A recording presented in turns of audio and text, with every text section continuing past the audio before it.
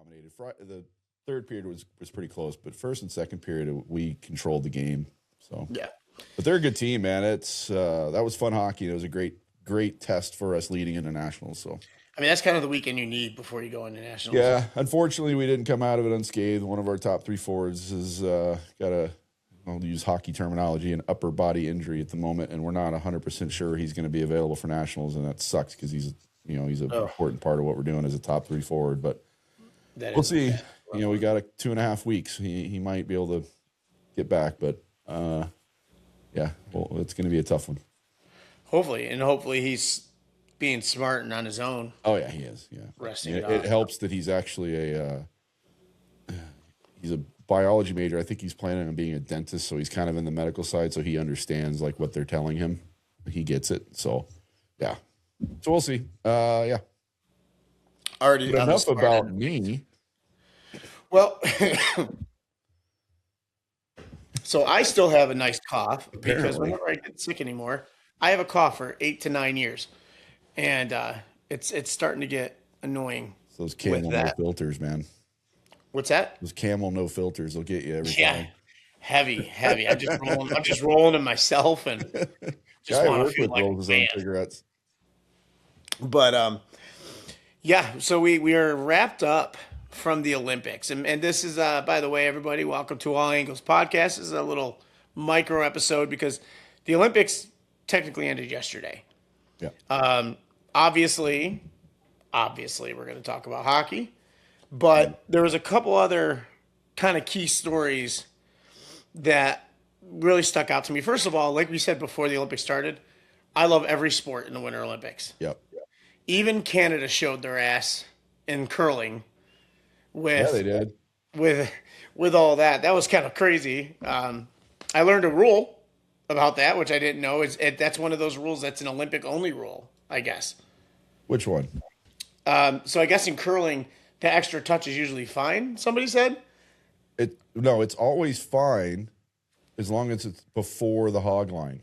Oh, I thought it was you could do it as long as it's not fully over the hog line. No. It's that this rule's the same no matter what. It's the hog line is the issue, and that stone was clear as day on video that it was on the hog line. Yeah, but it was funny watching them get into it. Everyone's like, man, it's like in the Canada hockey game, they injure a guy on the other team end of season. Now you got Canada's curling team dropping fuck offs into the other opponent. Why I thought there was fuck off? Huh? Why don't you fuck off? How about that in curling? It's like, whoa, man. It's like, all right, Canada's showing their feisty side there. But I mean, and you know what's funny is I know a lot of people that are now all of a sudden on board with curling though. Well, it happens every Winter Olympics that all of a sudden curling becomes like the fun thing. And if you've never done it, it's fun as hell, man. Curling's so fun. Yeah. And at every Olympics, people forget, or leading into it, they forget, oh, yeah, curling's actually really cool. And it is fun. It's funny. Growing up north, at least, I don't know how it is. I don't remember how it is in Dallas. So many rinks have curling lanes painted onto the ice. And I remember being like, this is stupid, blah, blah, blah. But now I'm watching it, I'm like, I wish I got into curling. Yeah, there was only one or two rinks in Dallas that had that. Now in Montana, they had a curling club there, and it was really cool. That's where I actually got a chance to try it, was with the curling club at the rink there in Missoula. But yeah, it's fun. It's so much fun. By the way, you said all sports, and you and I both said I love all sports, especially since they got rid of the ski ballet thing. Dancing? Yeah, the ski ballet thing. There is a new sport this year that I tried to watch and I just couldn't do it. I couldn't get into it. And it was a brand new sport. Ski mountaineering. Is that, I think I know what you're talking about, and I thought it was kind of silly looking, where they just kind of go up, take their skis off, climb up some run stairs. For a little bit. Yeah. Yeah. It was very short, too. It was very short. And by the way, amazing athletes, because I couldn't do that. Hard as hell. Yeah. But not for me. That one I couldn't get into. That's the only sport I saw that I couldn't get into. Yeah, I did forget about that one. Yeah. I remember seeing it, and I'm like, what is happening? Yeah, I just couldn't. I couldn't get into it. There's like a guy that got too bored of cross-country skiing but didn't want to shoot guns in the biathlon. I was like, can we just make a little obstacle course? Biathlon's cool. So cool. Let me tell you, man. Even the way the guns are set up, how they just load. I mean, it's just a small flick of the fingers. Yeah. It's so cool, man. Those air rifles are badass. And I'm not a gun guy, but I would shoot one of those. That'd be fun. Well, I mean, I don't know if you remember. I think I was asking Alex about it when we had her on. It's like, she's already shooting. Just learn to ski. Get into the biathlon. Well, she's going to invent a new sport, cross-country skeet shooting. Honestly, that would be insane. That would be insane. That would be absolutely insane. But by the way, speaking of that interview, real quick, I thought about this the other day, and I will fully admit to you, I still have not watched the entire thing. I've watched probably 80% of it, but not the whole thing. But there was one part in there that I have to correct you on. You personally, you dope. I mean, for whatever reason, I don't know how you guys got into this conversation, but it was about painkillers or something, and you mentioned paracetamol or whatever, and how we don't have that here. Do we? It's Tylenol. Oh, I know, but like that, the name brand over there just makes me feel better. Tylenol doesn't do shit for me here. It's not a name brand; it's the actual drug. Oh, really? Yeah, Tylenol is paracetamol. Oh, well, I just like it called that better, and it works better. Maybe it's more of a placebo than anything because it works. Yeah, no, it's just Tylenol. And actually, I don't take Tylenol. I use Advil, but I don't know why I'm even bringing that up. Yeah, because anyway. Cookie's like, this has been bothering me for days. Dude, I was watching going, what the fuck's he talking about? That doesn't make any sense. And I had to look it up to make sure I wasn't like missing something. Keep in mind, I am good for at least one of those every recording. So I like that you said at least.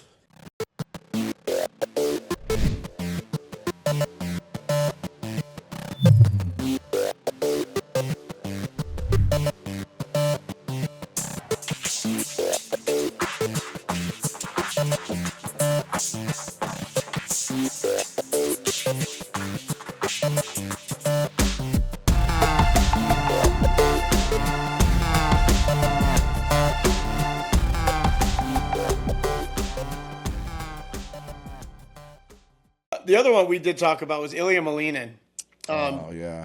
Big hopes going in for that skater. I tried to correct it in the episode we talked about. Like, he got the laces from Obi, but it wasn't his parents that died. Yeah, that was on me. That was my mistake. But I mean, but he's on that team. Like, he's close with those people, so it's understandable. But just a couple crashes at the wrong time, and same with Amber Glenn. Amber Glenn went through the same thing, unfortunately, and there's some family history with me, and I don't know her personally, but my family does, and yeah, both of them, came in as big favorites, and just that's figure skating for you. It doesn't take much. Yeah, I mean, she was like, you said she was one of the oldest. She's up there among the Americans. She was the oldest. Yeah. Yeah. And then who's the girl who won? Alyssa I think Liu. she was American. Alyssa Liu, yeah. She has the hair? Yeah, she has an unbelievable story. Yeah. Unbelievable skater. Unbelievable skater, but her story is unreal. She was the best in the world at 13 years old and then hung him up. And I'm a huge fan of a skier, Eileen Gu. Have you seen the interviews and everything? Yeah. Her interviews are great. I'm still not sold on everything surrounding that situation. I mean, I know the bare minimum of it. Like, I know she's born in China. I'm not sold. I don't know everything, but the little I've seen, it's kind of there's something kind of funky there. She seems she's at the point of being done answering dumb questions. No, I get that, but I'm talking about the idea of her, the whole concept of, is she a dual citizen or not? Because China doesn't allow that. So what is the truth behind her competing for China? I understand ancestry and all that, but there's something funky going on there that could have potentially violated rules, but you can't deny the talent, obviously. And that, oh my God. And she totally shut that reporter down, which was I awesome. mean, and I'm not defending the reporter, but I mean, it is kind of a generic reporter's question. Yeah, but her answer was mint. Oh yeah, the answer is mint. There's another one where the lady, I think everyone was on edge because the lady goes, I want to ask you a question, and I don't mean for it to be rude. Good start. And then asked her about how she always has an immediate answer, and she goes, "Can you tell us what's inside your brain?" Eileen took it as more of a compliment in it. But yeah, she's a hell of a skier. And yeah, like you said with the story, I mean, like I said, I don't know anything about that. But she also, the thing that I hate is it just, everybody loves to show the racist side to it. Oh, And for sure. Yeah, and they're just laying into it. And I'm just like, and that, and obviously that's not where I was going with my thing. It's just there's a curiosity to the story. And yeah, obviously not you, like of all people. But it could have come out like that. I understand that, and that's not what I meant. But it is curious the situation, how she has come to represent China, having never lived there, born and raised here in the States. Actually, I thought she was born in China. No, not that I'm aware of. Yeah. No. But Now, I mean, in figure skating, people like places can give up your rights and you can skate representing another country in world championships. Because my ex-wife Jeanette was a figure skater. She skated for Turkey in the world championships because the U.S. gave up her rights. They were able to get her citizenship to Turkey to skate for the team. So, I mean, by the way, Eileen was born in San Francisco. oh wait, yeah, that's right. You know what? I did see that. Maybe Her mother is Chinese, first generation immigrant. Her dad is American. oh, so yeah, But it's just, I don't know. There's something funky there, but it doesn't take away the immense talent. As she said, she's the most decorated female freestyle skier in history. So yeah. It's funny. Anybody would call her egotistical. I'm like, stating love facts. There's no. It's not egotistical when you're just stating facts. no, but I love like her just being that strong in her positions. Like, ask what you want. I'm the best, fool. Yeah. That's like going after. That's like a swimmer trying to talk shit to Phelps. Yeah. It's like, I'm sorry, my back hurts. I got all of my medals on. Yeah, Phelps and Katie Ledecky, you guys can just back off. Yeah, just no more questions, please. And now, of course, the topic at hand with hockey. I said this to you, semifinal round or quarterfinal round. I said this is the best year of hockey the Olympics have ever seen. It was unbelievable. I mean, it's just, and again, this isn't a me and Cookie are hockey guys, so we lean on it. You're probably the same as me. Like people I work with at the warehouse that don't know shit about hockey, and other people that I'm friends with that don't know shit about hockey, whether it's at the brewery or wherever else, have all said the same thing. It has been unbelievable. Like, this isn't our bias. This is coming from non-hockey people saying the hockey has been the best of the Olympics, which I would admittedly argue a bit because the figure skating's been phenomenal. The skiing's been phenomenal. Yeah. There's been great stories and everything, but from a pure like head-to-head scenario, and I mean, you had in 2 days of semifinals or quarterfinals, you had five games go to overtime or four? What was it? 3 of the 4 for semifinals. Yeah, and that was just the men's. We're not. I mean, the women's. The women's hockey was unbelievable. Actually, that's where I wanted to start it too, because like obviously we had the PWHL come through here, and I think I talked to you on the phone the day after. I was like, and I've seen the PWHL when they were doing their mini tour before. No, on TV, it's not like any hockey. Any hockey's like this, but like in person's so different. And then the thing that's been getting under my skin is like, yeah, for girls they're great. No, they're just good. They're just great hockey players. Yeah. And then you have like Hillary Knight, which is just the GOAT, and then Pauline for Canada, which is like their Hillary Knight. I mean, there's just these two legends facing off against each other. And then you had, what was her name, Layla Edwards? Oh, Cleveland Heights' is own, and I only say that because the Kelsey family has adopted her, basically. I bet. She's tall. Yeah. Well, and they joke all the time because Jason and Travis are from Cleveland Heights, Ohio, and that's where she's from. And they will say straight up she's the best athlete to come out of Cleveland Heights, Ohio. You gotta love those two guys because they are such hockey guys. Well, I don't know if you saw it. So Kylie's got her podcast, which is unbelievable, and she's been doing it over in Italy. And I didn't know that. Yeah, she's done a phenomenal job. She's so unassuming, man. She does such a good job. Bazillion times better at this than we are. And are we even good at this? no, not at all. But I didn't want to have to answer that question because then it doesn't really help my argument for her being so good. Because if we suck at it, her being that much better. The bar's that low. She's just that good. She's just we that can't good. even see the bar. But she had Layla Edwards on. I mean, she's had many. She had like the Michaela Schifrin on. She had Breezy Johnson on, and you name it, she's had them on. By the way, I love the fact that there's a female podcaster jumping into sports as well. That's amazing. Well, she's an athlete herself, but she's over there for YouTube and NBC Sports, but she's doing it all on her channel, which is really cool. So she can do whatever she wants. I mean, she cusses like a sailor. It's awesome. And she actually talked about that funny moment with Michaela Schifrin. Did you see that? No. She was on the Today Show and she dropped an F-bomb. And when she realized she did it, her response was, "Oh shit." So she drops an F-bomb and she goes, "Oh shit." And that's funny. Because apparently, and she talked about it on Kylie's podcast, Not Gonna Lie, and said she had espresso martinis the night before and was still recovering. She hadn't had a drink in 2 years in preparation for the Olympics. So it probably didn't take much. It didn't take much. No, it did not.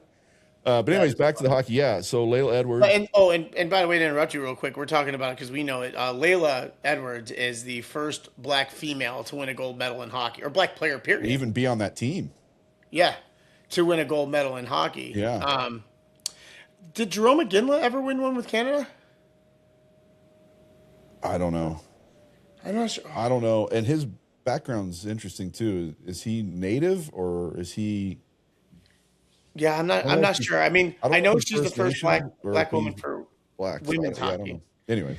But, I mean, first of all, the U.S.-Canada rivalry is alive and well. That game was unbelievable. It was.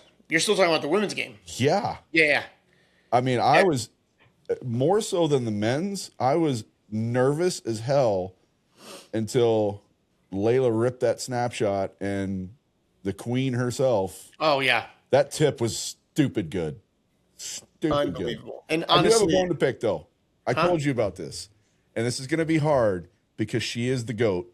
There's no question. Hillary Knight is the GOAT. Mm-hmm. I have a serious pet peeve, though. What's that? Her cage.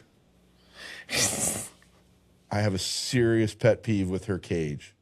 And in hockey, for those of you who aren't hockey people, we call them bird cages. But like her cage was gray. Yeah.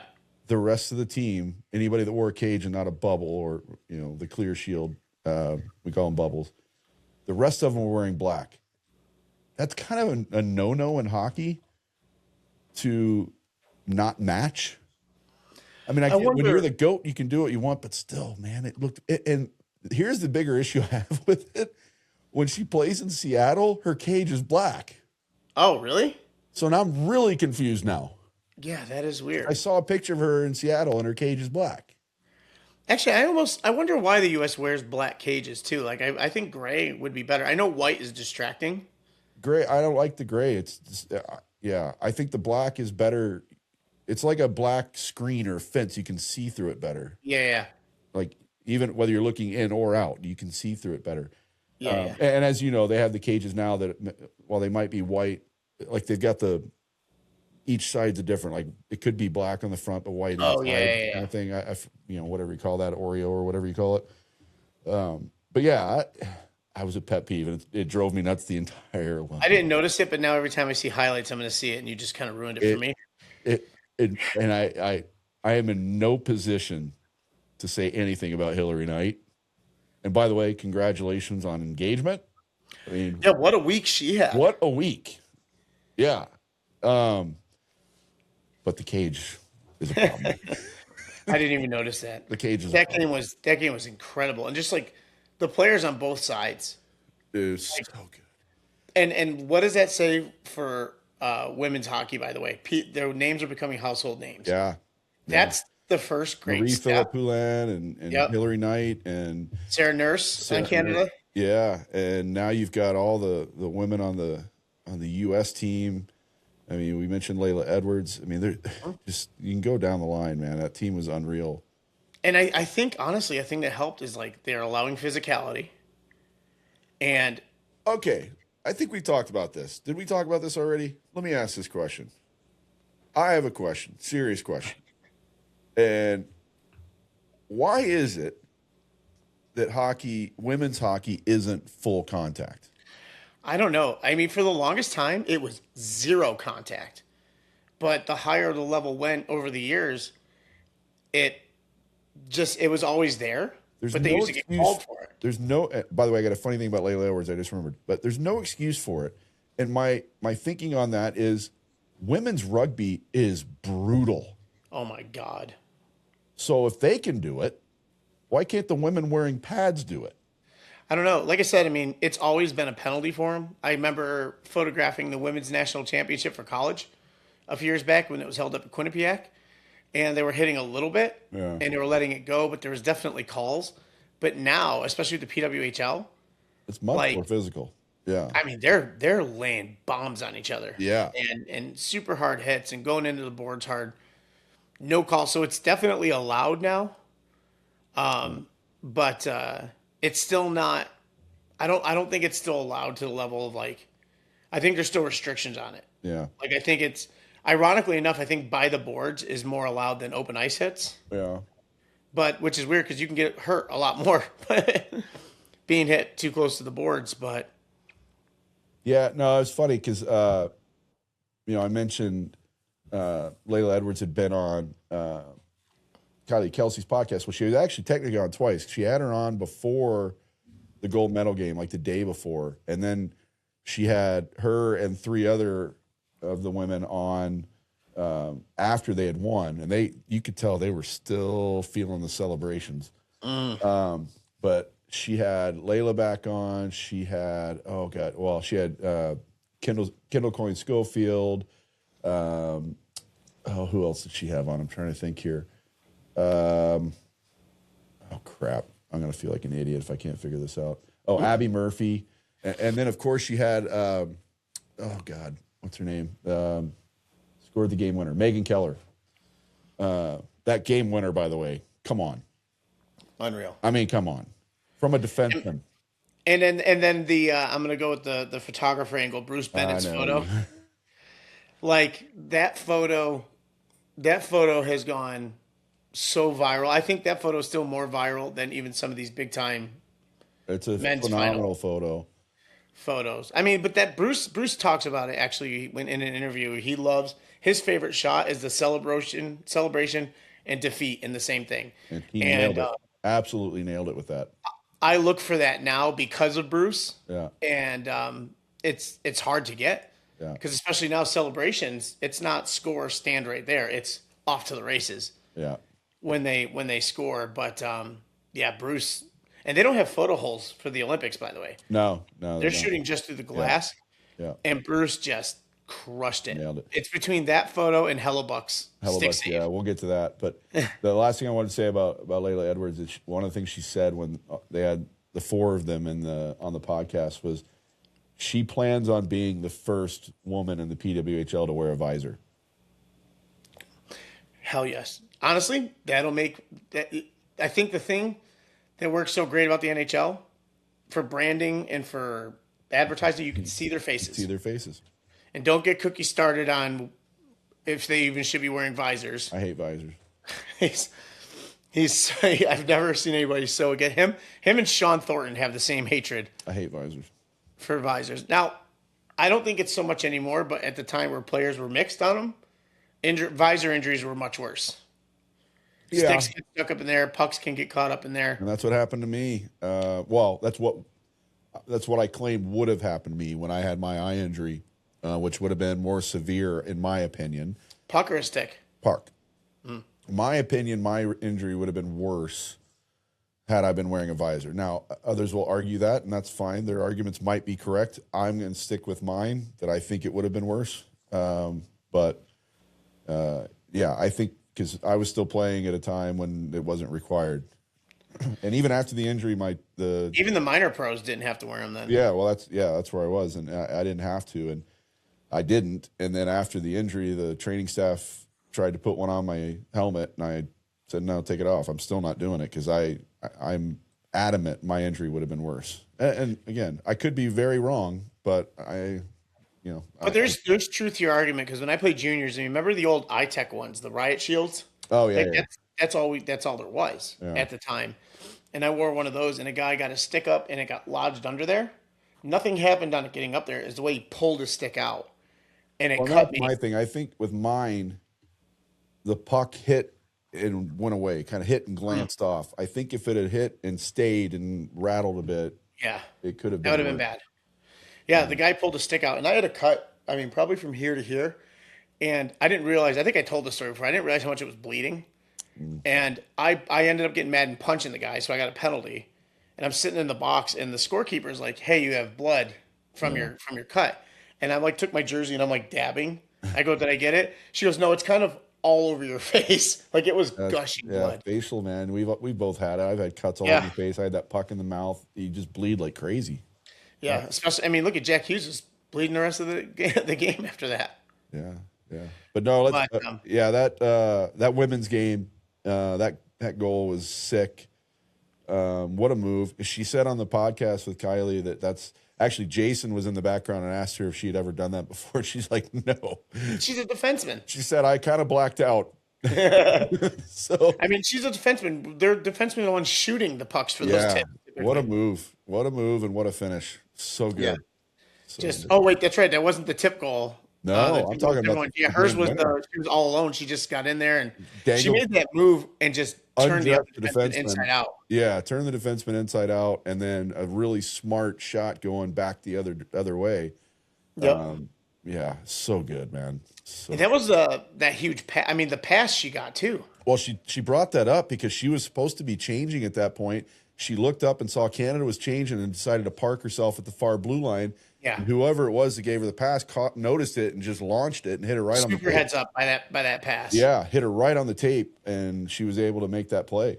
Yeah, Yeah. No, I mean, she turned around and fired, and that pass was like a 90-mile-an-hour yeah, pass. it's awesome. Yeah, It got up there, and the thing that helped her out was she had about 20 feet to work with because, like you said, Canada was changing. yeah. So when that D came in to close that gap, she made the move the other way, and that D was off. That D Oh was yeah, gone. yeah. Just took herself to yeah. Not a bad play. It wasn't a bad play by anybody. It was just a great play by Yeah. Keller.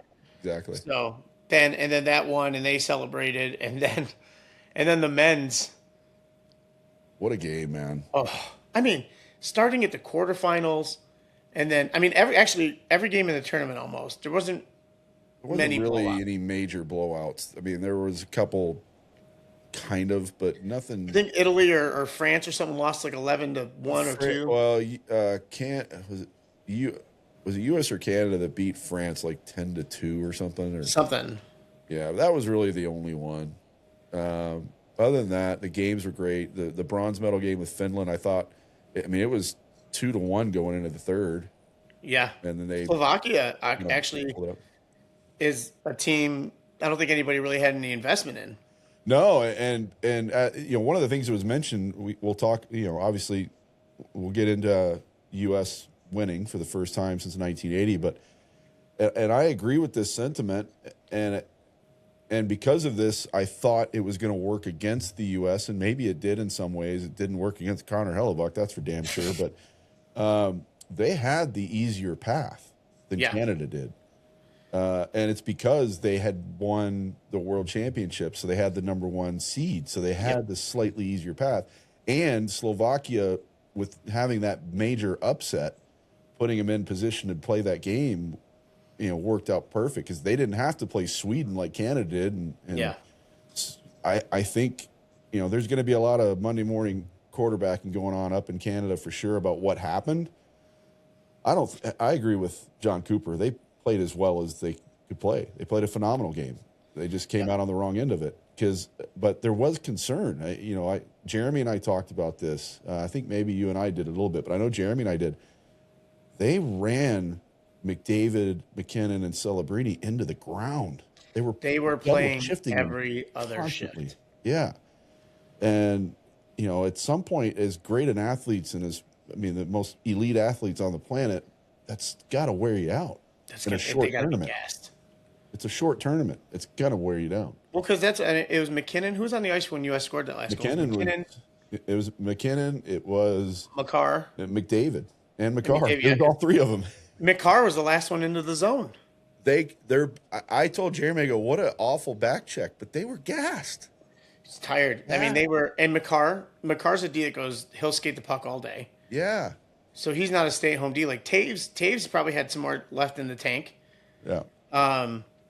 He rushes the puck, but I mean, when you got Cale McCarr as your D partner, just stay back.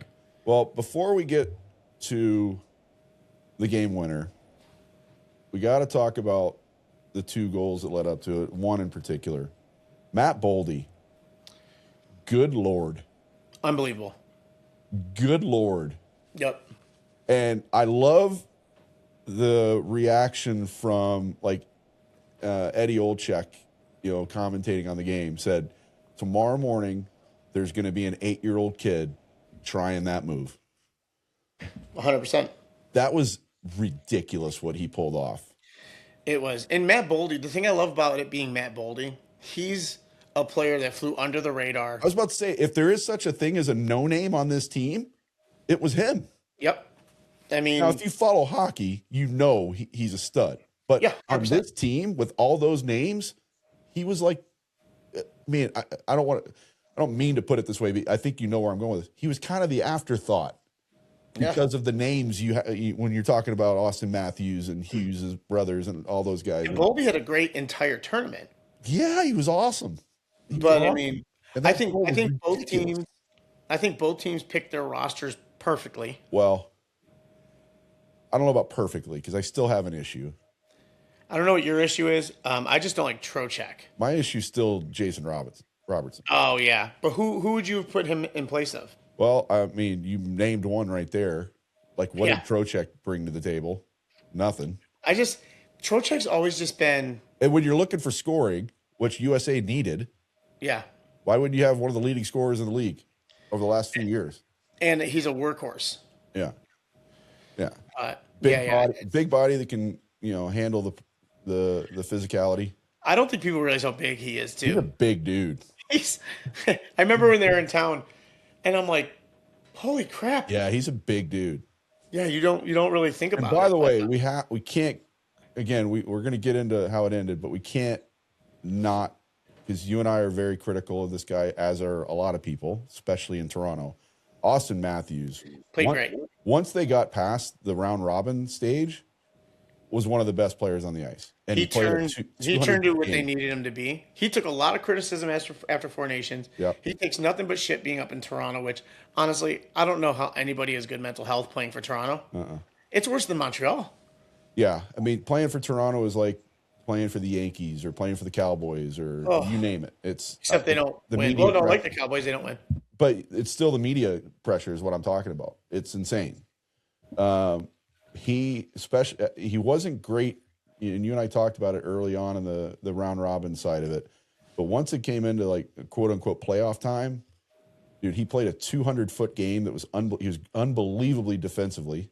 He was great and just was great. But I would still say, and I love the fact that his teammates, mentioned his leadership and all that. I was just about to say that. Like, everybody brought him up. But I still would have to say I would have preferred to see Larkin wearing the T.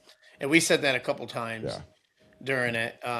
It's funny, with as much as we were watching the games, like we could have done a live stream watching it, something to consider for the future. But honestly, I don't think I would have been any good on a live stream. I was so involved watching the games, I sent you the link. Watching the Spit Chicklets guys was fucking hilarious. But that's the thing. It's like you and I knew the US won before I saw it on the screen because the Chicklets guys were like 2 or 3 seconds ahead. Yeah. And watching Witt and Yandel absolutely lose their minds. Yandel brought out the Johnny Hockey T-shirt. He did. Oh, we'll get into that. Yeah. But I mean, okay. So you're right. Maybe not 100% perfect. There's people you would have preferred. But I mean, how do you argue with the rosters when the game comes down to that? Yeah. But I will also say, and again, it's easy in hindsight, especially since the U.S. won. Well, actually, it's probably worse because they did win. It's hard to argue the lineup, but I am going to because, like, Jason Robertson's a guy in that scenario you'd have on the ice. 3-on-3. He's fast. they should have lost that game a couple times. Like, did you see all the multiple pictures times. with like Johnny Gaudreau's ghost? Yeah. Was there? On I mean, McKinnon's empty net that he missed. he doesn't miss that shot ever. He takes that shot. Everybody says he takes that shot 10 times. He makes it not. He takes that shot 1,000 times. He makes it 1,000 times. He doesn't miss that shot, and he missed by a He foot. missed by a lot. I'm glad you saw that too. I was about to say the same thing. Like, It wasn't like even a close. clanker off the post. Yeah, it wasn't even close. Yeah, no, That just he doesn't doesn't miss happen. that shot. And then Charlie McAvoy. Why am I feeling like his first name's not Charlie? That's his name. Yeah, that's his name. Sorry, blanking out here. So, and I know you give me so much crap about Tom Wilson. And first of all, he was great for He had a Team great Canada. tournament. He had a great tournament. He proved he belonged there, and he took nothing but shit. Another guy. The injury was and I totally give you accidental. shit about him. He should have been on Four Nations. 100%. Can you imagine if he was there during that physicality? Would have been a lot different of a story. But I love the fact that he got so much credit. I love that Connor McDavid called him the forechecking god. Yeah. I mean, everybody that's a Capitals fan was immediately just like, That line, with him, Bennett, and Marchand. I mean, that's terrifying. Can you imagine lining up and you look across and it's those like, change. It's terrifying. It's like it's the fucking Thrashers. It's unbelievable. And they can all play. Like, Marchand's lost a step. He's a little bit older. Yeah. But, I mean, he's so big, you don't realize he's fast. Yeah. And he almost killed Brady Tkachuk in the beginning of that game. And it was his shot that McAvoy saved in the net that hit him. Yeah. Like, Tommy almost won it. And McAvoy stopped. I mean, which, by the way, goes to show you what these tournaments mean to these players. He's in the net taking the shot after he's had his face rearranged twice in the last month. My best friend since 1992, Brian Elder, back home in Texas. He's not a hockey guy. Never has been. I mean, he's a fan. He's a Stars fan mainly because of me. He's known me since 1992. He messaged me. I should actually pull it up. It was a cool message. That's kind of fits along what we're talking about here. I literally do want to find it here. But he goes, I honestly don't think you could get another pro sport to get their athletes to give a shit like the hockey players do. What a great text. And he's not wrong. Like, I mean, well, we'll get right to it. Jack Hughes, who's, for all his talent and everything going around him. And I love that his brother brought this up after the game. By the way, they were so wasty They pants. were fucking buckled. Absolutely buckled. Especially Quinn, of all people. The ghost got him drunk. In the press conference, do you see him in the press conference go? Yeah, he's getting him. Oh my god! But Quinn brought it up. Like, Jack's been through it over the last few years with injuries and the talk about, is he too small and or not big enough because he keeps getting injured and this and that. And I don't buy into that shit. I know you don't either. I mean, good God, Marty St. Louis, the tiniest human ever, and was a stud. Paul Kariya, His legs are as wide as I am tall. That dude goes and takes a wicked high stick, unintentional, but still wicked high stick, loses teeth, picks his teeth his up. own teeth up. By the way, if you're not a hockey person, welcome to hockey, because that's pretty normal. I've done it. Yeah, well, I haven't. Thankfully, I never lost my teeth, even though, as we talked about a couple episodes ago, mine are not in the right place, but unfortunately not hockey related. Maybe it was just bound to happen at some point. But loses his teeth. He's bleeding. It wasn't bleeding as bad as I thought, but you can even see in the post game, like, he had cuts on his lip and all this stuff going on. And then comes back and now has another. There's going to be from the hockey alone, between the men's and the women's, there are 3 epic photos now. The one you mentioned that Bruce took. Yep, the women's game. The Connor Hellebuck ridiculous paddle save. These shades of Holtby from when the Capitals won the cup, by the way. Yes. And that was on Devon Taves, which we've talked about before. I remember when he was still in Bridgeport, which one of the most underrated defensemen in the league because he's partners with Cale Makar. And by the way, that the shot from the point came from a forward, and Devon Taves is a defenseman that was right in front of the net. So defense activate now more so than great, so great. I loved every bit of that. Yep. What a save! So that photo from overhead, and then at the end of the game, the photos of Jack Hughes celebrating with missing 2 teeth, and his blood coming down, and just there's epic photos that'll live forever. The one of him, he's got the flag around him. Yeah. Out through the grass. Which I looked up who took that photo because it's a Getty photo. The name is just Elsa. And I'm guessing it's a she. Elsa has so many amazing photos from the post game alone. Yeah. That I'm dying to figure out who this person is, because that picture of Jack smiling, looking up with the flag around him, and his whole front giblets are gone. Epic. Is unbelievable. I mean, it's funny. I always said, like, I would love to shoot the Olympics, and I don't care where I am in my photo career. That's a whole new tier. I need to start begging now for 2030. And but just the stuff got out of that. The cameras they use for those overhead photos, by the way, is not at all set up like how I set up my overheads. They had actual digital robo photo cameras that they attached to, what do you call those things?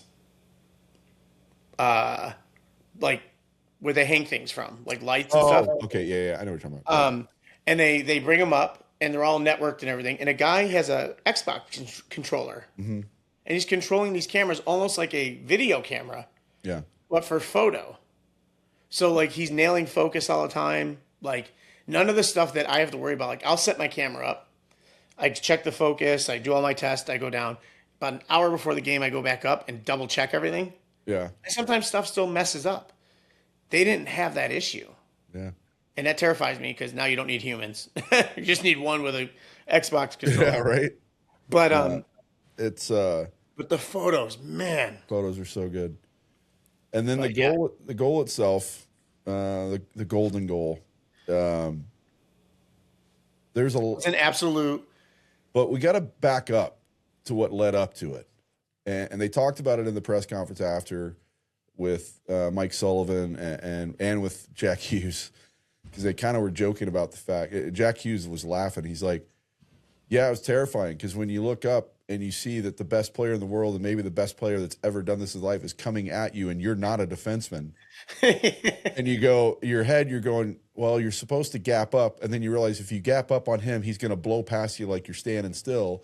So you have to kind of absorb him. So he absorbed him and played it perfectly. Yep.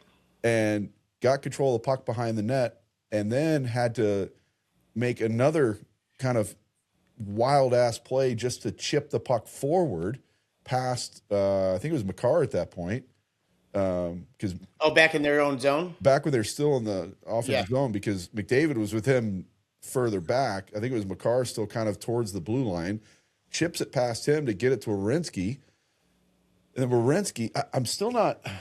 The only issue I have on that play, because obviously the guys are gassed. And Werenski for the Norris this year, by the way. I don't know if people have been following his season. Yeah.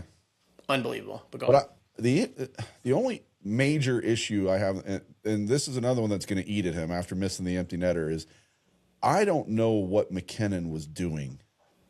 Like, he had the ability to just go get the puck, and he kind of hesitated, and he hesitated just long enough for Werenski to get it, and then Werenski basically bodied him away. Just boxed him out. And then made the perfect pass right in the wheelhouse for Jack. And seaming in. Yeah. At full speed, too. So even a goalie can't come over, and he can't even really challenge him. He's coming in too fast. No, and we talk, all the talk, rightfully so, is going to be about Connor Hellebuck and the magical performance. Honestly, McDavid's amazing. Hellebuck should have won the MVP of the tournament. He was magical in that game in particular. Mm-hmm. And I don't like the guy, but take nothing away. Bennington was phenomenal, too. He was phenomenal. That goaltending matchup was stupid good. Like, so Logan Thompson, the Capitals goalie, was the backup the whole time. Like, Kemper didn't see any time, which is another former Capitals goalie, ironically. Yeah. But Kemper, by the way, people in Dallas are losing their shit that Otter never got to play. Oh, I bet. They're losing their shit.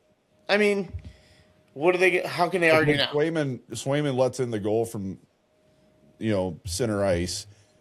enough to where that goal probably in particular and some other guys bitching, I don't know if you noticed it, they changed the boards after the round robin.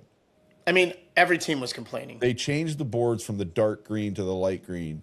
And every team was complaining. So, players had a problem. People giving Swayman shit. Yes, I'm biased, but people giving Swayman shit, fuck right off. You don't know the game. Dude, it happens. It happens. Yes, exactly. It happens. I remember a couple years ago, there was a D. Well, Charlie Lindgren did it a couple years ago. He turned around to play the puck and shot it in his own net.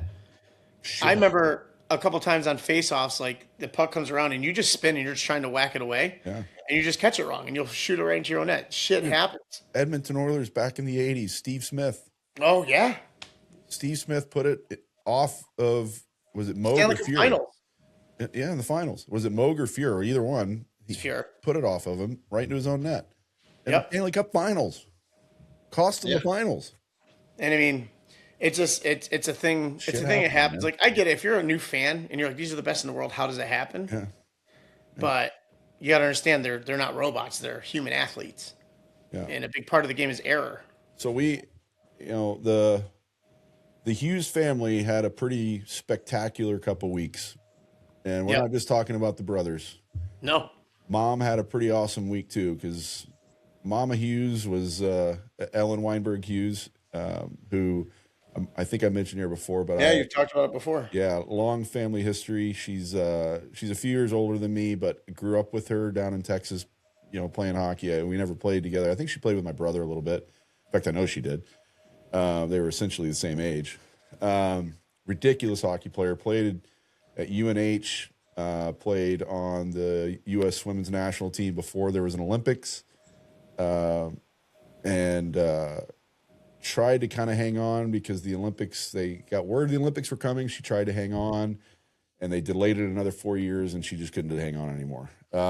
So she was like the director of player development or something. I don't remember her exact title for the women's team at the Olympics. So.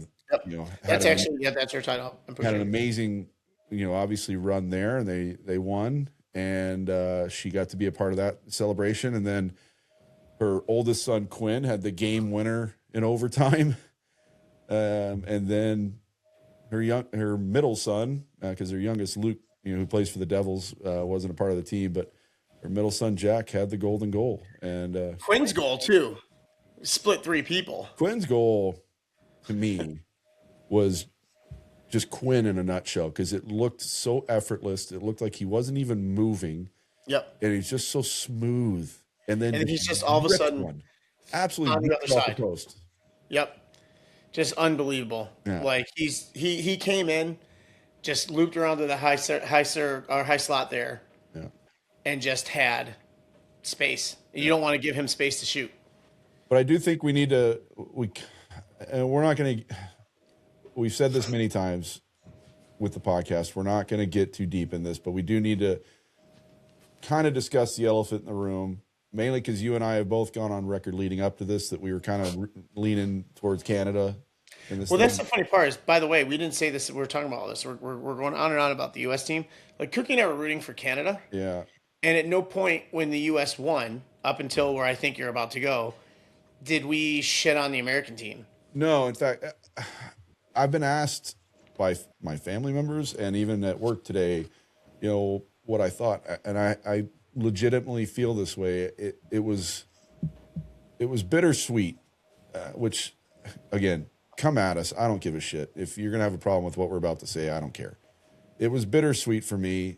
The sweet part was very, very sweet, because obviously I just mentioned the connection with the Hughes brothers and their mom, but. Former player of mine was the first one to actually receive the gold medal because he wears number 1, Jeremy Swayman. And as John texted me, and it didn't even occur to me, he goes, "You coached a gold medalist." I'm like, son of a bitch. I did. I go, well, Cookie, you coached an Olympic gold medalist. Son of a bitch. I certainly did. And nothing made me prouder. I had tears in my eyes watching it happen. He's just the nicest, most hardworking human being I've ever been around, and deserves. And I've said this before in an episode. Swayman absolutely remembers Cookie. This isn't like a coached him a little bit. It's been a while too, because it was about 12 years ago when I coached him. But and this was last year. Yeah, it was last year. Or no, sorry, 2 years ago. I guess it wasn't 12 years ago. I got It was that number wrong. 2 years ago. The Bruins came into DC to play, and I was sitting there on the phone, and Swayman walks by. I go, "Hey, Swain." First of all, he doesn't know me at all. Right. And he stops and goes, "Hey, how's it going?" Like, He's just the nicest dude. and, Man. "Hi, absolute stranger. Let's have a conversation." But I was like, "Hey, I go, I'm really good friends with someone who used to coach you." I'm like, "I'm sure you remember Cliff Cook." He goes, "Cookie?" He's like, "Tell him I said hey." Like, and I called Cookie immediately from the arena. And he's the nicest guy you'll ever want to meet, and the most fierce competitor I've ever coached in my life, which is why he is where he is. And he is now a gold medalist, and it's mind-boggling. But so there's a lot of people on that American team that I was excited for. There was also guys on that team that I didn't care if they ever won anything, and that was one of the reasons why I wasn't necessarily excited about the U.S. winning. Obviously, I wanted Swayman to have all the success on the planet, and I know, because I know him, he's going to always back his teammates, and probably won't totally love what I am saying right now, but I respect that too. And by the way, he had the same kind of deal as LT. They played one game, and that was it. And then the starter played the rest of the time. And honestly, that's how it is. He played in the Olympics. He played in the Olympics, and he won. The other part, and this is where we're going to get into this, and people want to come at us, go ahead. But the other issue I had, and I don't know if we have similar issues, but this was my issue, and it's coming to light, was what was going to happen in the aftermath had they won. And it's happening. And it's not just the powers that be that it's happening. And again, I don't want to get too deep in this, but we can't avoid it. We try and separate politics and sports, but it's there. You can't avoid it on this one. First thing I was worried about happening was all the absolute pieces of shit on social media that want to, make comments. And some of those pieces of shit are two of the guys on the team, already posting bullshit stuff. I don't know if you saw the image of the bride and the bridesmaids image. I don't know if you saw that today. No, but I'm sure obviously it's coming off of the comments. Kachuk. It's the Kachuk brothers. Coming off the comments he made to Dreisaitl. So it's a fucking pathetic image. And he posted that? Oh, from their podcast link. Yeah. No shit. Yeah. It was a picture of a bride with an American flag over her face, and all the bridesmaids and everything had Canadian flags over their face, and one German, by the way. And you know where that came from. Yeah.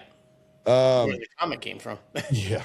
So, and then we get to the post-game celebration, and despite what the FBI PR department was saying about him not being there, there is the FBI director partying with the players in the locker room after the game, to the point where one of the Kachuk brothers even put the medal around his neck. Yep. And I wanted to throw up.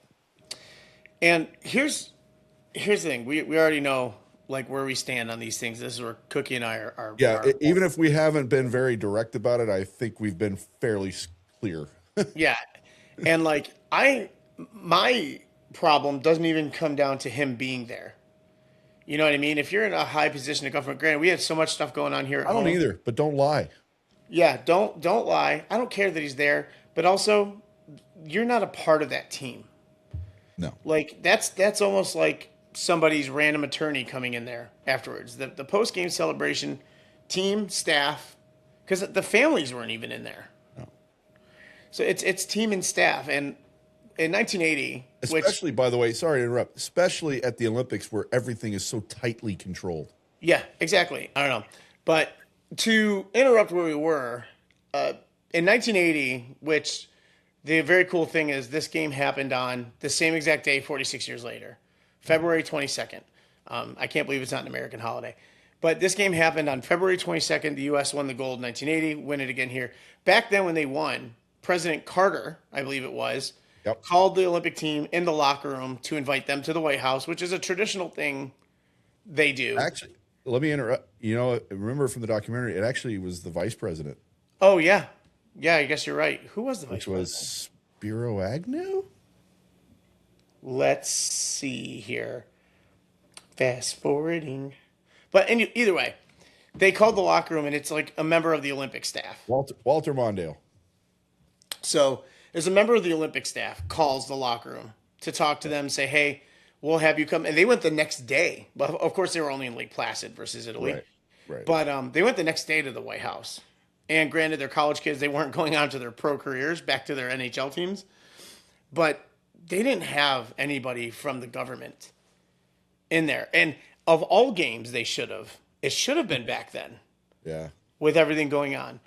Except to interrupt, and this will kind of tie into what where you're headed, but I just want to say, except that those government officials were where they needed to be at the time because of what was going on. Well, and that's the thing is we're in a lot of issues right now, and there's a lot of things that were given deadlines recently, which is today and tomorrow, if I'm not mistaken. That I don't know, but There's some I don't know the deadlines. exact dates of things, but Yeah, but and there's a lot of other things that they should be focusing on. And again, both of us said it's like I don't care that he was at the game. If I'm a high up government official and there's something of that magnitude, I would try to be there. don't One way or have an another. interview, 8 years ago or whatever it was, saying the previous guy shouldn't have been spending money on trips just for his own sake. Yeah, no. And you go do the same fucking thing yourself. And then lie about being on business Yeah. and stuff like that. And but to be in a locker room, there's no friends, there's no family, it's staff celebrating the victory. The people And to give that you guys should how much of an idea it is for when a hockey team wins a gold medal, the coaches don't get gold medals. No. The training staff don't get gold medals. It's Only the just players. the players. It's their moment. It's their time. And you just don't need to be in there, regardless of how you feel about the person. They don't need to be in there. That's not their moment to be stealing No. from places. And then the players, I'll give the players almost a benefit of the doubt of, in their eyes, it's just like, oh, this big time government guy's here. But that's kind of as much rope as I'll give it. Yeah. I don't know that I'm going to give him that much rope, but at the same time, I think what you're alluding to, and I will agree. He made this comment that his friends invited him in. Like, they don't know. I mean, they know who he is because of who he is. They're not your friends, dude. They didn't invite you in. You got your way in there, and nobody was about to tell the FBI director to get the fuck out. Yeah. It actually, if anything, it puts them in a very hard predicament. And to move forward with this conversation, and I've said it here, I'll just go ahead and say it again. I'm the opposite of a Donald Trump fan. I'm just, don't like the guy. I think he's a terrible president, but that's neither here nor there, because what I'm about to say somewhat contradicts that. I have no problem with the phone call happening. I have a problem with what was said in the phone call. Oh, yeah. I have no problem with the phone call happening. You would expect that. But I would also have expected him to do that with the women's team. I would have expected to do that with, we won 12 gold medals. 12 phone calls is not that fucking hard. And how many other you think got a phone call? None. Nope. And the women's team with their invitation, we talked about. I don't remember if we were recording or not yet. The women's respectfully declined in an absolutely elegant way and professional manner, going back to their teams, and some of those girls I think are in college still. Some are in college. Layla Edwards plays in Wisconsin. Some have. She's still in college. Yeah. Some are still in college. Some are in the PWHL. Some just have regular jobs, I would imagine. Yeah, I know. I think it was like 30% of the PWHL players, or 30% of the PWHL players were in the Olympics. They are going back to their teams, while the men appeared to have accepted an invitation to, as we're recording this Monday night, to tomorrow night's State of the Union address when games start on Wednesday. They're not going back to their teams based on the drunken agreement they made. Yeah. You know, And we have a game. We play Wednesday. Yeah, I mean the NHL season starts back up. You know, my only hope, and I don't know, and at this point don't think this is going to happen.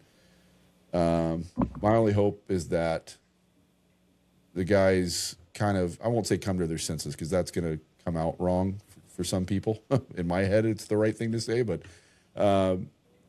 support the women and say respectfully, we've got to get back to our teams as well. Yeah. I unfortunately don't think that'll happen. I don't either. It might for some, but definitely not all.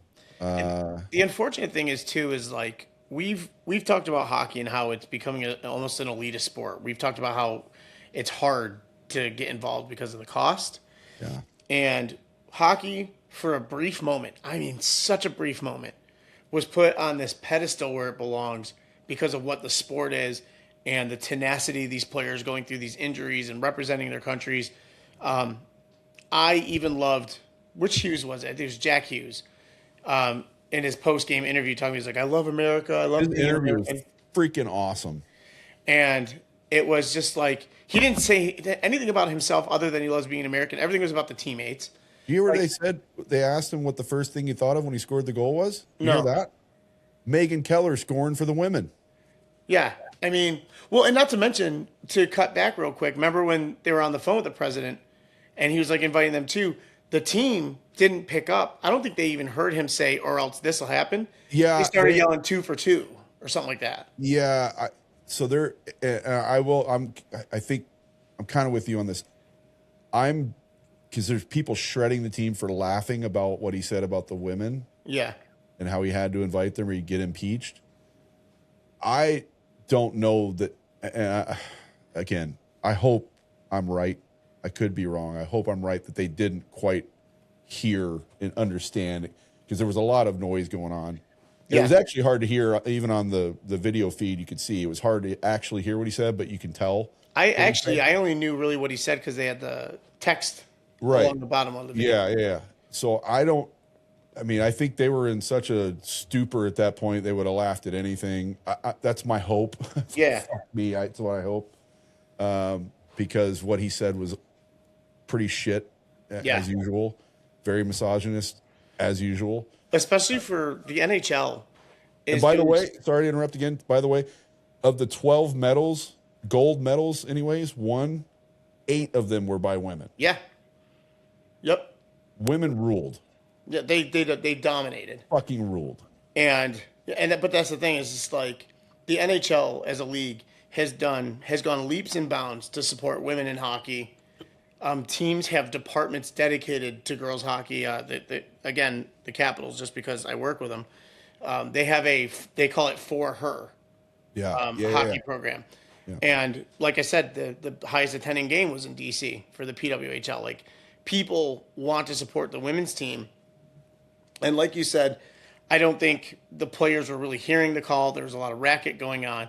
Their brains are all over the place at that point, man. They have dumb face holding the phone, also talking over the president a lot in it. And, it's just the thing about the women, like I said, as soon as he said it about them coming, a lot of the players started saying 2 for 2. I don't think they heard the rest of that. You said, I hope.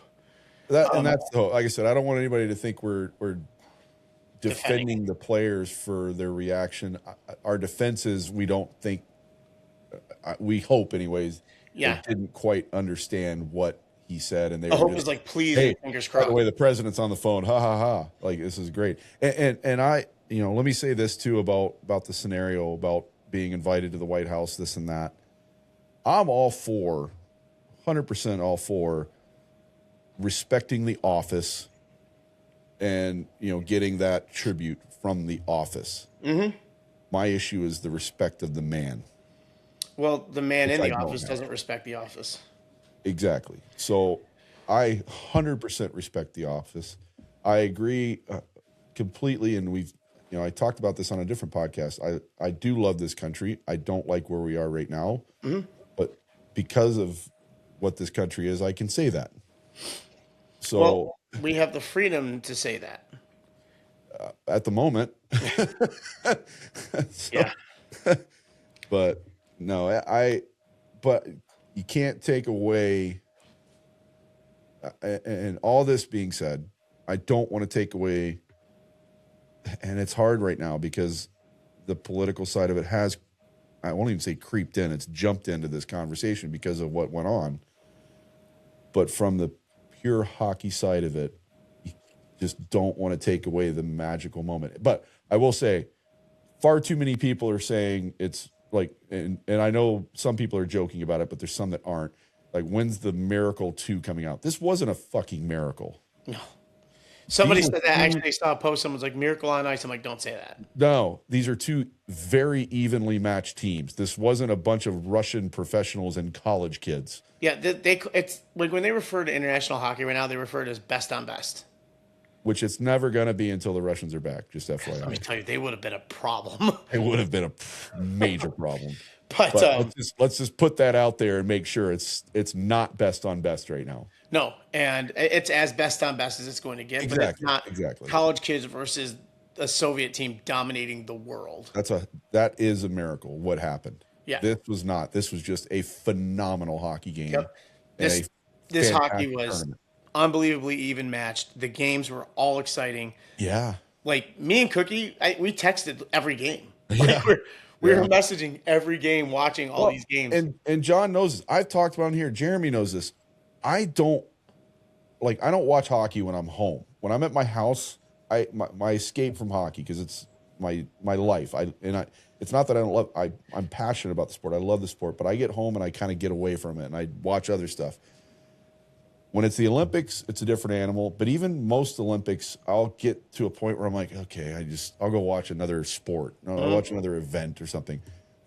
All of these games, I was in because every one of them was so good. It didn't matter who was playing. It didn't matter if the U.S. team or the Canadian team were involved. I would watch any of them. Yeah, no. It's funny, too, because I think if you go back and look at our texts, it was either at the exact moment a goal happened or an intermission. Yeah. Like, I wasn't even looking at my phone. Like, and intermissions, I've never been more excited for an intermission so I could breathe again. Oh, the games were awesome. The Olympics were great. It was everything it should have been. And honestly, for all the turmoil and stuff they said about the arena coming up, everything looked like it went well. I know the ice was questionable, but I don't think there's anywhere in the world that's going to have ice like NHL ice. Huh? The puck was bouncing quite a bit. It was bouncing a lot. The locker room situation was freaking weird, too, if you heard about that. Like, it was like a 20-minute walk. Do you see that? Like, when But, that's how it is. Like, for some of the World Junior tournaments, like when they happen in Buffalo, the practice rink is across the street. Well, because people were wondering why. So, like, after, and it happened a lot of games, but the only time they, like, kind of showed it, because they wanted to talk about it, was after the semifinal game when Canada won, and John Cooper had all the guys surrounding him at the bench like a mite team would be. Yeah. And they were trying to explain why he was doing that. It's because he probably won't see all of them again for at least half an hour, because they have to go through the media line, and some guys will get pulled from that. But even if they don't, they'll walk to their regular locker room. They had intermission locker rooms that were closer. Yeah. But the walk to the regular locker room was literally like 20 minutes away. Yeah, it was a hike. From a lot of the guys, you'll see videos of the guys walking in just their sneakers with all their gear. Yeah. Put their skates on there, because walking that far in your skates. Well, they were talking about, because Tage Thompson got a little banged up in that semifinal game, and they're like, "Yeah, he doesn't even have his skates on." I go, "Yeah, he probably can't." Yeah, where he is, he probably can't have skates on right now. Yeah, that happens a lot with international tournaments, because the players, they have a dedicated locker room. Yeah, the whole time, so they have them and it's over by the practice rink. Yeah, yeah. So, and they, by the way, that's where they skate. Another name we hadn't even mentioned till now. Tage Thompson. Oh my God! I've been seeing this. He's such a good player. He's ridiculous. He dismantles the Capitals every time he plays them. 8 feet tall and skates like he's a 5'8" guy. He's so strong. He's so strong, and his shot is ridiculous. He's another. He's in an unfortunate situation where actually Buffalo this year, they've been on heaters a few times. Watch out! But and good. I want Buffalo to be good. I think the league wants bad. Buffalo to be good. Huh? I think the whole league wants Buffalo to be good. I mean, Buffalo is it's a sports town, and I hate when people are like Buffalo's not a sports town. Look at the Bills Mafia. How could you not call Buffalo a sports town? Yeah, they have two professional sports. They have hockey and football. And their fans are fanatics for both. Oh, the fans died out for the Sabres a lot because Yeah. Buffalo's not a high income city. By the way, that was a goal. Brett Hull, it was a goal. Let me tell you, man, I love stirring the pot with Buffalo people in that. But yeah, man, it's I want Buffalo to do well so bad just because that arena, like I think it was built in '96. I went to a concert there my senior year of high school when it first opened, actually like 2 weeks before the scoreboard crashed. Oh, God, I forgot about that. Yeah. I went and saw Pearl Jam there with a bunch of my friends from high school. And driving from Utica was like a 3.5 hour drive. We did it there and back. Was Eddie climbing on the scoreboard like he used to like climb around on the Honestly, if he could have reached it, probably he would have tried. Yeah, it's a cool arena. I shot World Juniors there, which was like my first big thing I ever photographed. I did get to shoot the outdoor game between U.S. and Canada where your boy Brady Kachuk won it in the shootout. Sway was there. Yeah. Was he on that team? Yeah, you sent me pictures. Oh, yeah. And Ottinger was on that team, too. Huh? But actually, the players, that's also They were like the football-looking jerseys. the Bills jerseys for that game. And, man, Sway was on that team. yep, it was snowing so hard. Like, during TV timeouts, they shovel the ice and scoop it into a bucket. They had 10 industrial-sized trash cans on each end. Oh, so it was like New Mexico for us. Honestly, that was the coolest game I've ever coached. I agree. 100%. That was awesome. And it was like that. I mean, it was huge snowflakes coming down. Yeah. And it was everything you want outdoor game. U.S. and Canada, 60,000 people. It was a shootout. Yeah. These games were never not competitive. Yeah. But it was pretty incredible. And but these games aren't just important. The other, I sent you a text when the game ended, the gold medal game ended.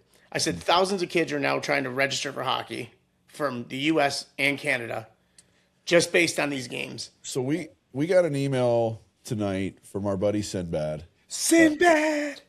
I won't give his real name. I don't think he wants us to because he goes by Sinbad. Yep. Not but his first question was: given the recent wins by USA Hockey, do you see an upsurge in interest in the sport, especially NHL, etc.? I responded to him that, and I go back to talking a little bit about myself, but more about my family. My family owning a hockey and figure skating store, it's inevitable. Every 4 years, they have a fairly significant uptick in people coming to buy skates and equipment because there's that every 4 years you get that surge in learn to skate classes, people wanting to play hockey, put their kids in hockey or figure skating, and it never fails that every 4 years they're going to get a nice bump in sales because of what goes on these 2 weeks. And I'm sure it's going to happen again this year. And I'm sure it happens. Especially this year. Yeah. And I'm sure it happens for every sport in the Olympics. I just don't, and I don't know the answer to this. I don't, my assumption, and again, this could very easily be the bias talking. My assumption is it happens more in the winter sports because the winter sports aren't as in the forefront as the summer sports are. Because the summer sports, almost every one of them are already readily available in schools, whether it's track and field or soccer or whatever. But the winter sports, skiing and figure skating and snowboarding and hockey and all that, not so much. I'm not saying there's going to be a massive uptick in kids wanting to go on a ski jump or on a bobsled run, but I'm sure they would want to. I want to. I want to go on a bobsled run. Yeah. I mean, whether or not their parents say yes is another story, but the interest would be there. But to be able to go find your local rink and do a learn to skate class after watching and saying, I want to be the next Alyssa Liu or Amber Glenn, or I want to be the next Jack Hughes or Quinn Hughes. Yep. By the way, if you live in an NHL city, a lot of NHL cities do what's called try hockey for free. Yep. Where it doesn't even have to be an NHL city. We do it here in Springfield. Oh, do you? Yeah. A lot of them will do free equipment or at least like free sizings and like bring you through the process. I think like there's a thing this summer we did where the kids paid for the league, but they got free equipment, Yeah. base equipment. Like they also got one stick, but it was like a wooden stick, I think it was, and Yeah. Yes. which is fine. Just get them. All you need. Yeah. That's all you They need. don't know any different when they're just starting. Get them in. Just get them a feel for what it all is. But you know what would be great to see is these major companies, Bauer, CCM, Warrior, every 4 years say we're dropping sales prices for the next 6 months. Good. Yeah, luck right. With that. But I mean, they'll make up the difference from the amount of people who say, "Oh, I can get these now," and every 4 years, like you said, it's clockwork. Yeah. And they're going to do it. And I mean, not just hockey, all the sports that you have to do that kind of stuff for. Yep. And it would really just be a smart thing to do for all these teams to say, you know what, or all these sports to say, you know what, we have an opportunity to grab a whole future because there's a lot of towns out there. I mean, I see towns. We talked about how expensive rent is where I live and how it's going up in places. Like I used to live in Florida, fairly inexpensive at the time. People were like, yeah, they're almost as expensive as here. And ice time in Florida is like Texas. It's a fortune. It's stupid. It's So, really like, stupid. have a time, even if you have to use the Olympics for it, have a time every 2 to 4 years that you just really drop prices to help people get into the game. Because pretty soon you're going to have no one left to sell to. Yeah, it's dumb. Also, what can a guy do to find some freaking hoodies of I don't wear jerseys, but I would have loved like a Canadian a hoodie with just the leaf on it, like their jersey. I sent you something, didn't I? But it wasn't the same. Like Jeremy tried sending me stuff too. None of it was the same. So it's hard to find like official stuff. Huh. And it was for all the countries. And then there was a couple places in the States doing it. But but then a hoodie was like $160. Like yeah, that's the other. Yeah. And I'm like, nar, I'm not buying that. No. But I'm trying to find something. Oh, there, that's probably why I spelled the name wrong. Kind of the last thing I want to end on, but I got to find it, and I don't think I'm going to. Dang it. So Craig, and I don't know. I'm going to say his name wrong, and I know I am. wait, let me cut you off real quick for one quick funny anecdote I saw about this in the Olympics. No, it's perfect. Gives me time to look up what I'm looking They for. showed a clip during the movie Miracle, and one of the players that Herb Brooks cut, did you see this? Uh-uh.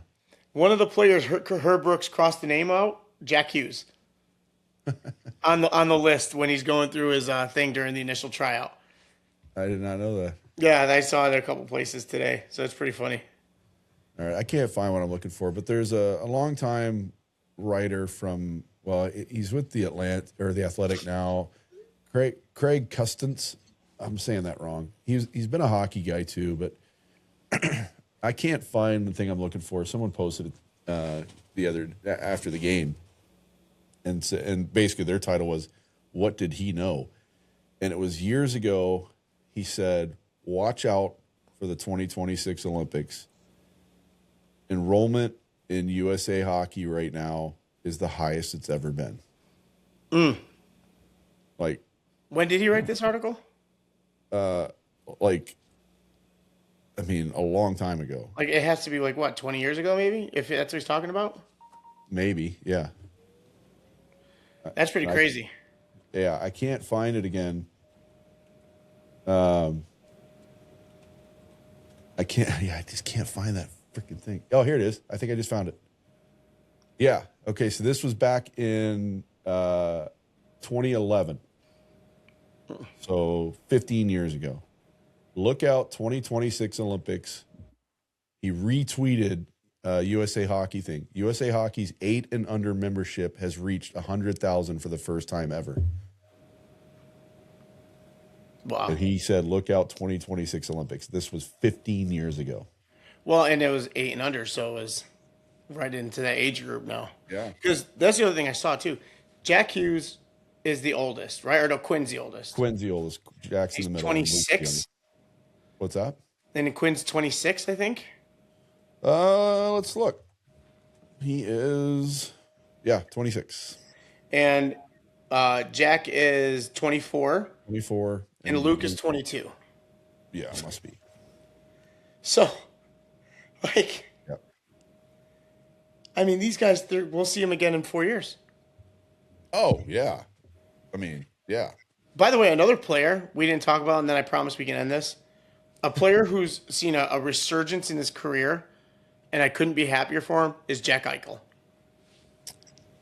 And I'll include myself in this. He's one of those guys that for a long time had a terrible reputation. Yep. And people didn't like him. That includes me. That's all changed. Now, I don't love the fact that he's in Vegas because I don't think anybody likes Vegas.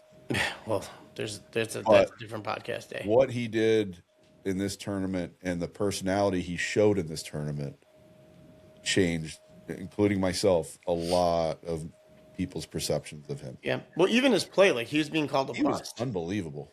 And when they won the cup, he went to Vegas and won a cup. And the whole issue was like his injury was so much worse than people realized. And Buffalo was just like, we don't want to pay for it. Yeah, and I that part I never faulted him for, because when you hear the stories about what happened and how he knew, he did the research, he knew what could fix what needed to be fixed, and they were like, like I'm all. I mean, that's that kind of athlete empowerment thing. He's got to take care of himself. I mean, we talk about this, Adam. You got to advocate for yourself. Yeah, I mean, his moneymaker is his body, and that's how he supports his family. So if he finds a way to fix it, he's going to fix it. Yep, and his career is turned around, and he's playing unbelievable hockey. And this is before the Olympics. But go up and down that roster for both teams. Yeah, I mean, for so many teams. Yeah, I mean the Finland roster, which is basically the Dallas Stars. There's so much, man. So much. It was just, we talked about doing one yesterday. Cookie and I both took different naps, I guess, during the day yesterday. We didn't get to record, but it's still fresh. This episode will air on Friday now because we did John and Cookie things. Yeah, we're up to an hour and a half now. But it's honestly, it gives such a great feeling for the future of sports. Yeah. To see this, because let me tell you, I'm excited for LA 28. Yeah. Like that's going to be a cool thing. Yeah. And like I said, look, just to kind of wrap up my end of it, yes, I was kind of leaning towards, obviously I wanted Swayman and the Hughes brothers and some other guys in there to have their gold medal moment, especially Sway. Knowing that guy, so incredibly proud of him. And it was just, it was very emotional watching him get that medal. And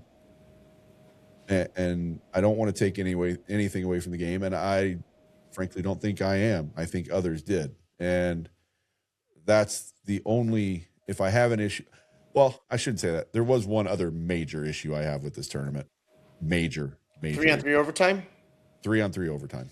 Nobody likes it. And then people are like, oh, of course you don't like it because you lost, for the Canadian fans.